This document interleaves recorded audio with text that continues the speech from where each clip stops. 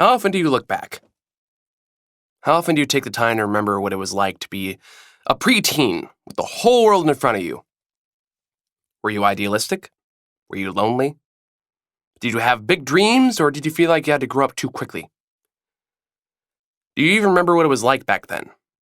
And if you do you ever just marvel at how much your life and your perception of reality has so fundamentally changed from those seemingly innocent years? If you could speak to your younger self now, what do you think you can learn from you?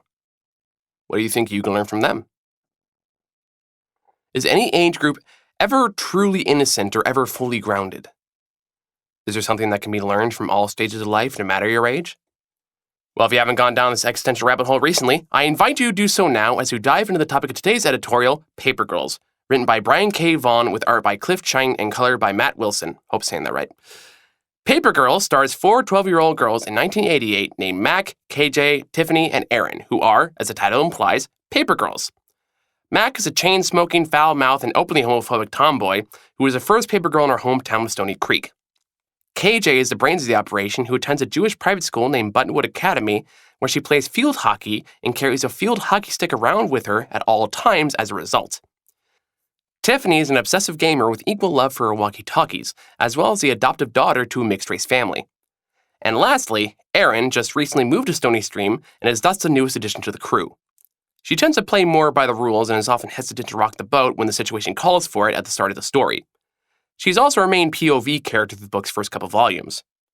Anyway, our story begins when Erin goes out on her paper route in the morning of November 1st, or Hell Morning as she affectionately calls it, and is quickly harassed by a group of teenagers vandalizing the neighborhood.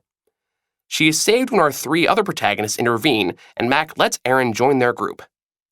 They decide to split off into pairs to cover more ground, with KJ and Tiffany going one way and Mac and Erin going the other.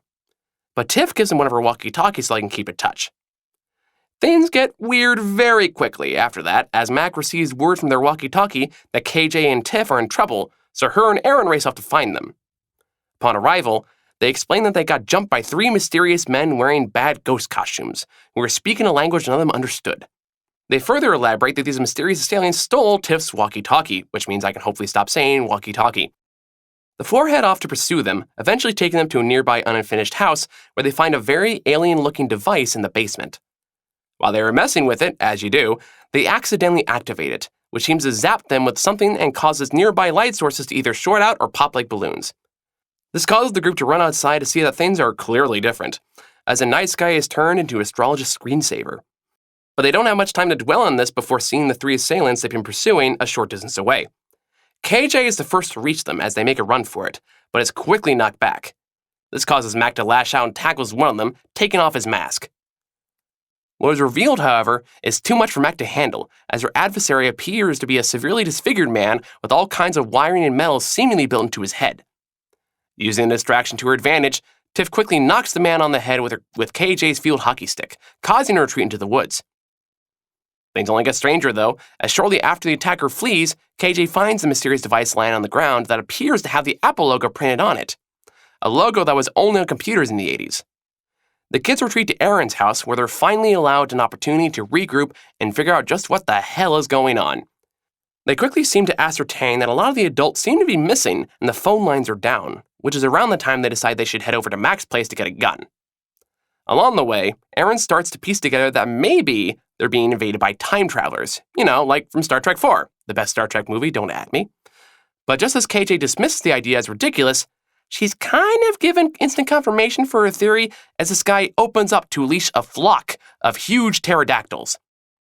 They race off to Mac's house from there and try to find her gun, but only find Mac's mom instead, incredibly drunk and claiming that her husband just vanished into thin air.